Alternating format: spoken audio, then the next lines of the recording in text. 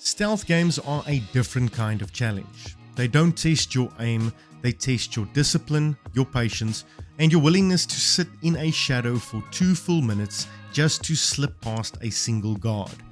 In this video, I am ranking every stealth action game I have 100% completed. That means every collectible, every optional objective, every bonus condition, ghosted, perfected, no alarms, no kills, no excuses. I'm going to be judging them on 6 key criteria: stealth depth, level design, narrative integration, combat fallback, side content, and completionist satisfaction. Some blew me away, others, well, finishing them felt more like work than fun. I've done the grind so you don't have to. Now let's see which stealth game truly rewards full completion. Now let's get nerdy. Thief 2014 reimagines the classic stealth series for a modern audience, retaining core concepts like light-based visibility, environmental traversal, and slow, methodical infiltration. The game builds brooding atmospheres through impressive lighting, moody audio, and immersive first-person animations. Its standout levels like the Asylum show that the design team understood the DNA of the series. However, the experience is uneven. Movement feels imprecise, AI behavior lacks consistency, and the level design, while occasionally strong, often funnels the player through overly scripted sequences. Exploration is encouraged, but the city hub is fragmented by loading zones and rarely rewards curiosity in meaningful ways. For a 100% completionist, the game is front-loaded with sheer quantity, hidden collectibles, challenging objectives, and upgrade paths, but much of this content feels disconnected from the core stealth loop. It's satisfying to ghost missions and never be seen, but the systems in place don't always support or acknowledge that discipline. Ultimately, Thief succeeds in creating mood and moment-to-moment tension, but does fall short in terms of mechanical fidelity and stealth system feedback. It's a competent stealth title that lacks the systemic depth and cohesive vision found higher on this list. Not without merit, but not the revival fans hoped for.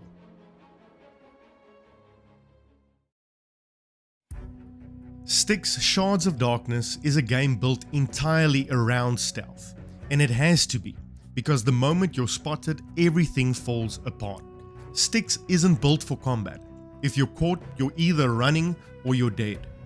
The toolkit is easily its strongest asset. Light and sound play a big role, and Styx abilities like cloning himself to create distractions or dissolving bodies to erase your mistakes give you some clever ways to outthink the AI.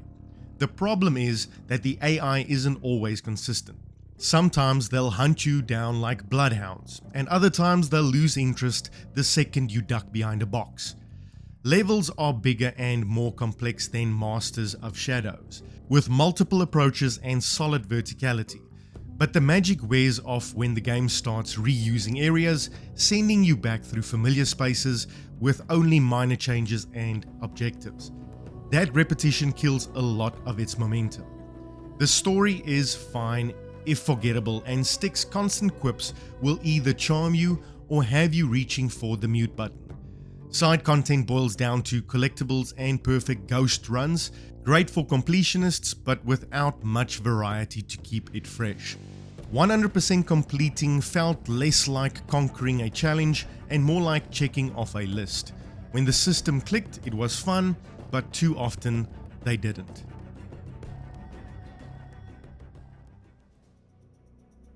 The original Splinter Cell remains a seminal work in the stealth genre.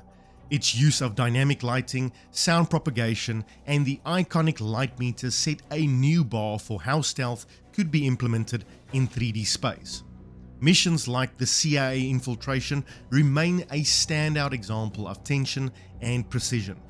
From a more modern lens, the game is more rigid than its successors. Sam's toolkit is limited, movement is deliberate, and most missions demand near perfection. There's less room for improvisation and fewer paths to success, which can feel restrictive compared to later entries. That said, the game still rewards discipline and planning. It communicates its systems clearly, and when you succeed, it feels earned.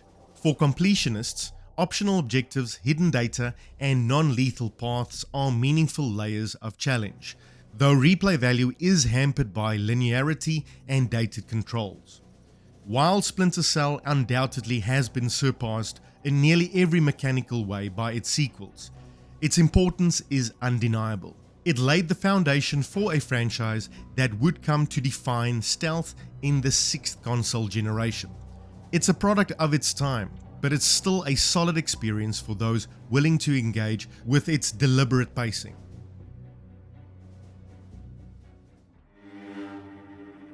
A Plague Tale: Innocence blends stealth with narrative in a way that few games attempt.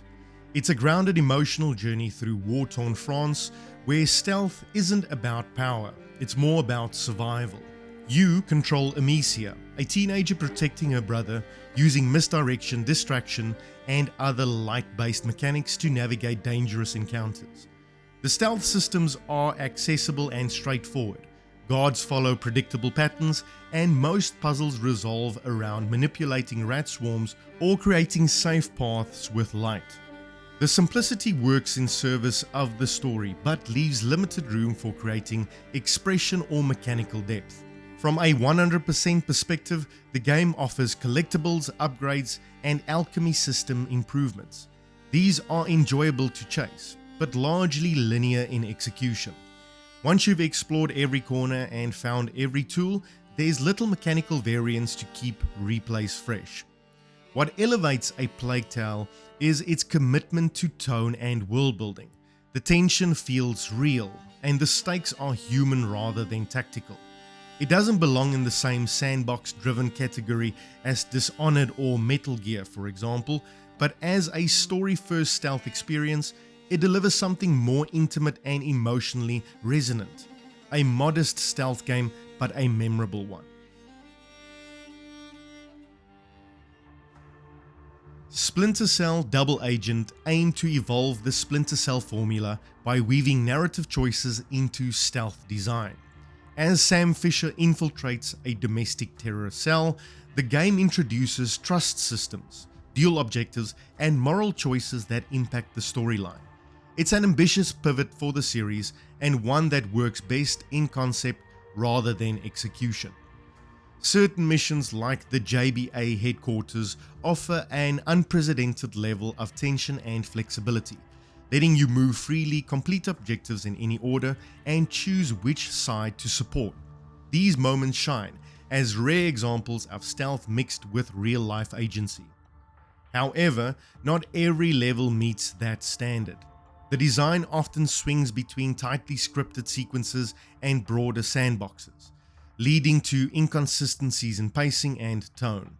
AI behavior varies from passable to implausible, and stealth tools feel pared back compared to Chaos Theory or Blacklist.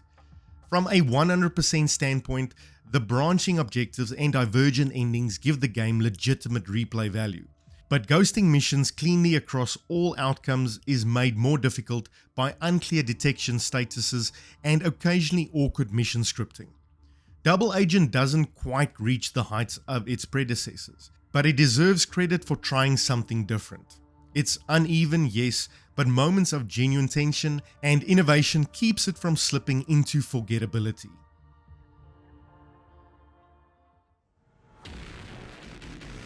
Metal Gear Solid 5 Ground Zeroes is the epitome of focused stealth design. It distills the open world system of Phantom Pain into a single, highly replayable environment, Camp Omega. It's not expansive, but it is surgical. Everything in this compact space is deliberately placed, from searchlights and cameras to enemy patrols and hidden routes. The stealth mechanics are razor sharp. Enemy AI reacts believably, noise propagation is readable, and the addition of reflex mode introduces just enough tension breaking to keep mistakes recoverable. It's a playground for stealth pursuits. Where it stumbles slightly is in its structure. For a 100% run, you'll be replaying variants of the same core mission. Different objectives, loadouts, and restrictions, but always within the same layout. Mastery is the reward here, not narrative depth or progression. That said, this repetition serves a purpose. It pushes to refine your tactics, explore alternative routes, and experiment with everything the mechanics offer. It's a short game, but it's one that's designed to be played multiple times, each run cleaner than the last. Compared to the larger titles on this list, Ground Zeroes is small in scope, but not in ambition. It's a stealth lab, and for players who love to optimize, it's endlessly satisfying. Hitman Absolution is the most divisive title in the franchise, and for good reason. It trades the open-ended assassination sandboxes of Blood Money for a more linear story-driven approach. But even with the tighter structure, it still delivers some of the most intricate stealth mechanics in the genre. Agent 47 has access to disguises, distraction tools, and point shooting mechanics, and one of the most reactive AI systems in stealth gaming. Levels like Run for Your Life and Shaving Lenny strike a fine balance between tension and flexibility, offering multiple stealth paths without feeling overwhelming. From a 100% perspective, Absolution is dense. Each mission comes with multiple challenges, evidence pickups, suit-only goals, and non-lethal paths. The challenge system encourages experimentation, and while some tasks feel grindy, most reinforce the core stealth principles. Where the game stumbles is in its tonal consistency. The narrative is pulpy and often excessive, undercutting the cold professionalism that defines Agent 47. The linear mission design also limits improvisation compared to Hitman 2016 or Blood Money. Still, Absolution offers an impressive amount of stealth content for those willing to dig deep. It's not the most iconic entry, but it's far from the weakest, and for completionists, it's surprisingly rich.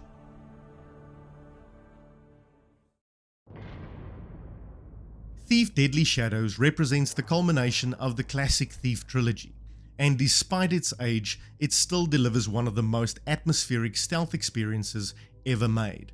The game expands on the light and sound mechanics the series has pioneered, while introducing open city exploration and real-time mission transition. Its core strength lies in its tone. There's a constant tension, a feeling of being outnumbered and outmatched, where every footstep matters.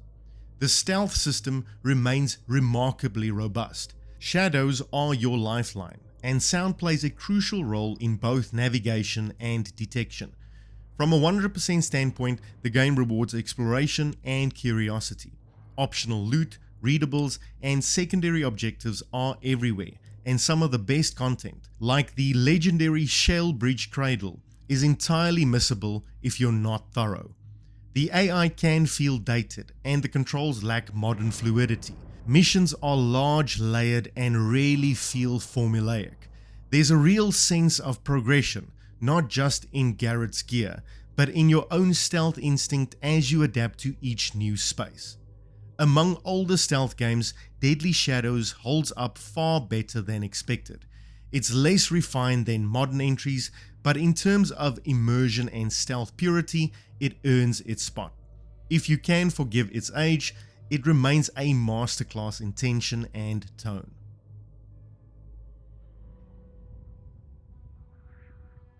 Dishonored: Death of the Outsider is a smaller, more focused take on the Dishonored formula, and that focus works in its favor. While it trims down some of the systems, no chaos, no upgrade tree, the result is a more accessible stealth sandbox that still maintains Arcane's signature strengths: layered level design, rich environmental storytelling, and freedom of approach. You play as Billy Lurk, whose powers are limited in a number of creatively potent ways. Semblance lets you steal identities. Displace gets you high mobility positioning. Foresight allows for planning out of the perfect infiltration. The simplified toolkit encourages you to engage more directly with the level design, and every mission feels like a puzzle box built to be broken open. From a 100% lens, Death of the Outsider is a tight but rewarding experience. Contracts offer optional challenges, collectibles are well placed, and alternate approaches to each objective is baked into the design. The bank heist in particular is a highlight, a mission that can be ghosted, sabotaged, or infiltrated in a dozen ways. While it doesn't reach the complexity or replay depth of Dishonored 2, the polish and confidence of design make it a joy to complete. It knows what it's doing and doesn't overstay its welcome. A leaner, meaner Dishonored, and a fitting epilogue to the series. Alien Isolation is stealth horror distilled into its most nerve-shredding form. You're not a soldier or assassin. You're Amanda Ripley, an engineer trying to survive on a derelict space station stalked by a single, unkillable predator. The alien isn't a scripted threat. It's systemic, reactive, and terrifying. It learns your patterns, adapts to your tools, and forces you to engage with stealth in its purest form: avoidance.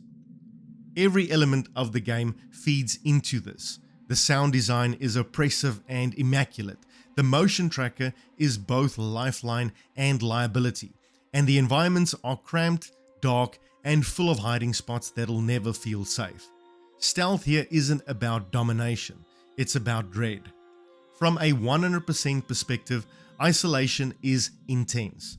There are plenty of collectibles, Nostromo logos, blueprints, and side objectives to track down, and doing so often requires venturing into parts of the map you'd rather avoid. The game is long, and sustaining that tension for 20+ hours can be exhausting, but it rarely becomes dull. While other stealth games empower you, Alien Isolation strips you bare. That shift in power dynamics is what sets it apart. It may not have the sandbox depth of a Dishonored or Metal Gear game, but few games make stealth feel this personal or this harrowing.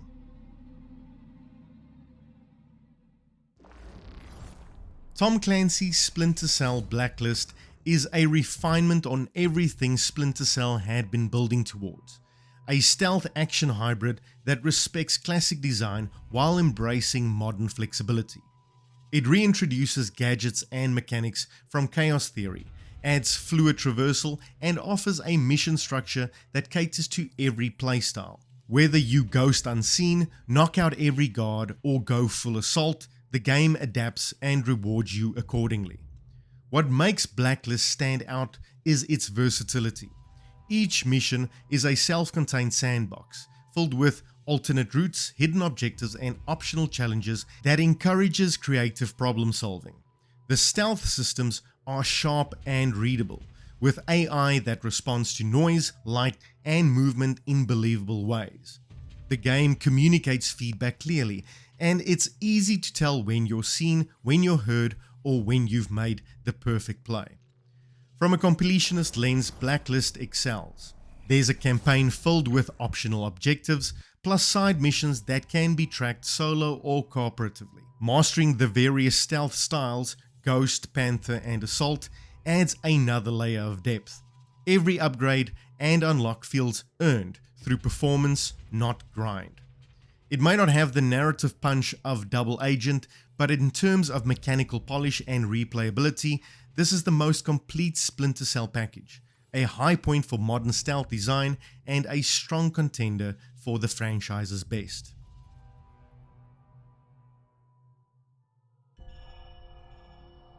The original Dishonored felt like a lightning strike when it arrived. It fused stealth with immersive sim mechanics in a world that begged to be explored and exploited.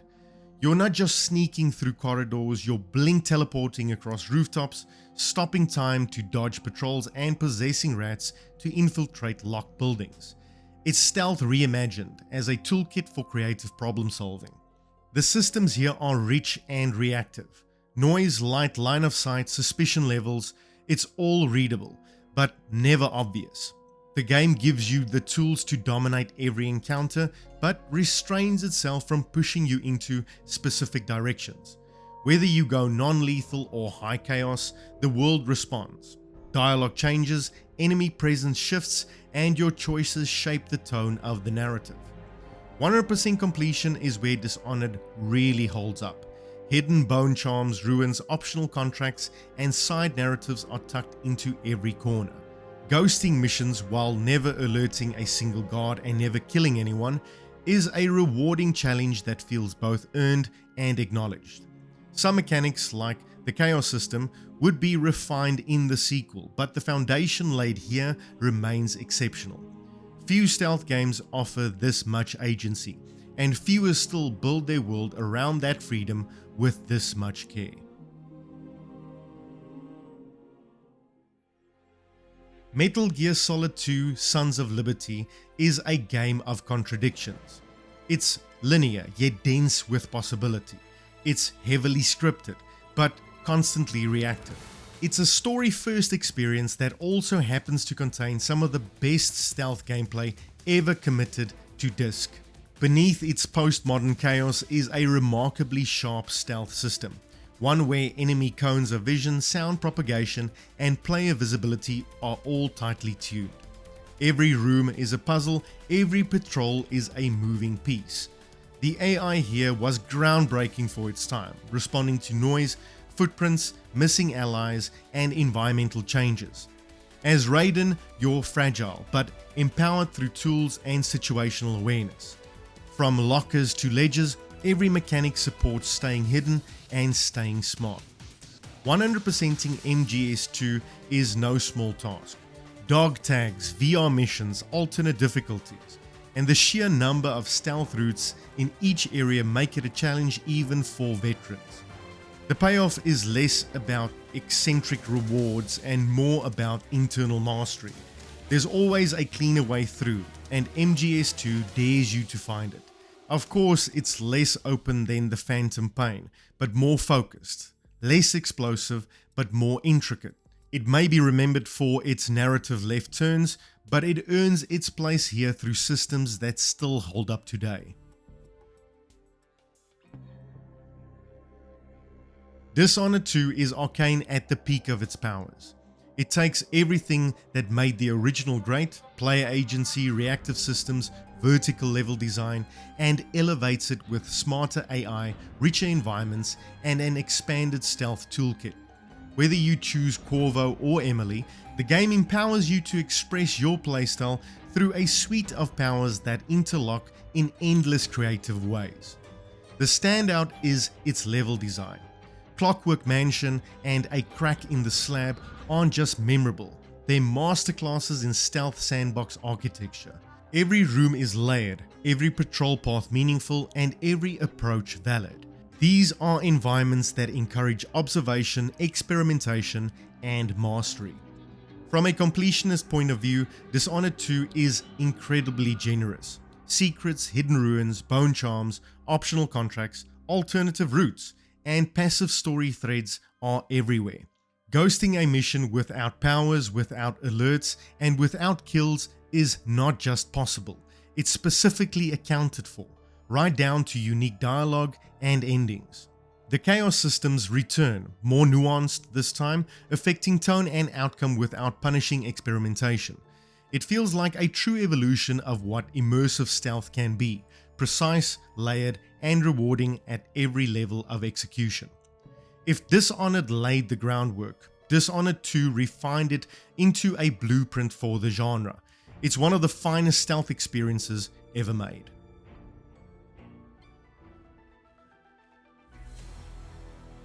Metal Gear Solid 5: The Phantom Pain is not just a stealth game. It's a system-driven open-world infiltration simulator unlike anything else in the genre. Every mission, every outpost, every patrol is a living reactive scenario that you can approach in a number of ways. Whether you're crawling through tall grass at night, deploying decoys, sniping guards with tranquilizers, or dropping in from a helicopter in full daylight, the game lets you own every decision. Stealth mechanics are deep but accessible. Vision cones, noise, light levels, weather, time of day, all factors into how enemies behave. Reflex mode, customizable loadouts, and base building create a feedback loop that ties your performance in the field directly to long-term progression. From a 100% perspective, this game is massive. You'll be completing S-rank runs, perfect stealth, no kills, side ops, base upgrades, and even recruiting specific soldiers. It's a commitment, but one that feels rewarding because the systems are so satisfying to engage with.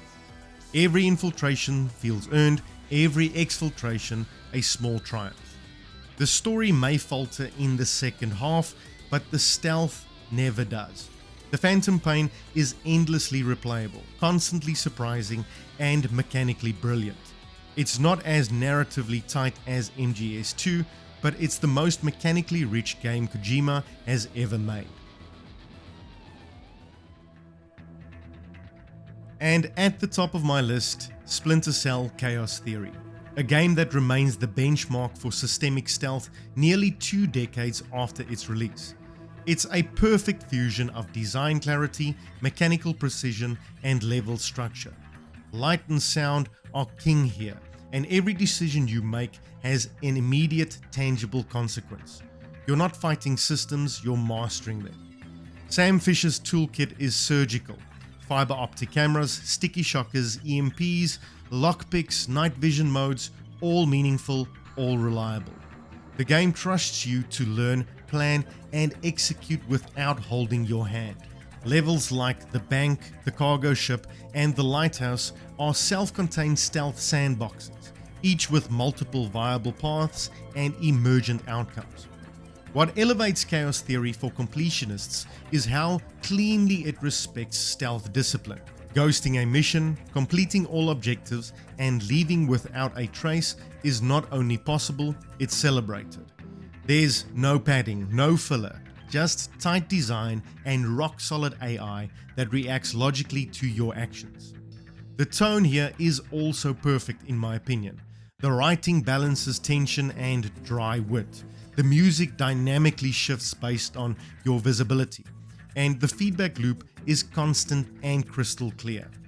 This isn't stealth diluted for mass appeal, it's stealth distilled to its purest form, and that's why it sits at number 1 for me.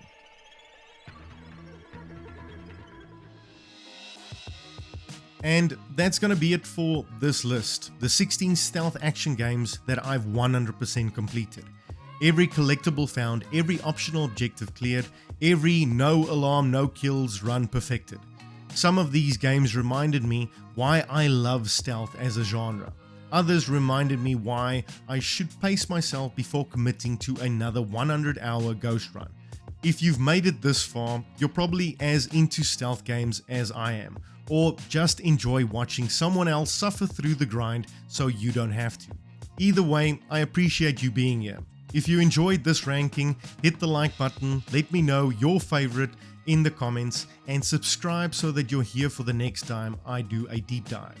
I've got more 100% completion rankings in the works, and some of them might surprise you.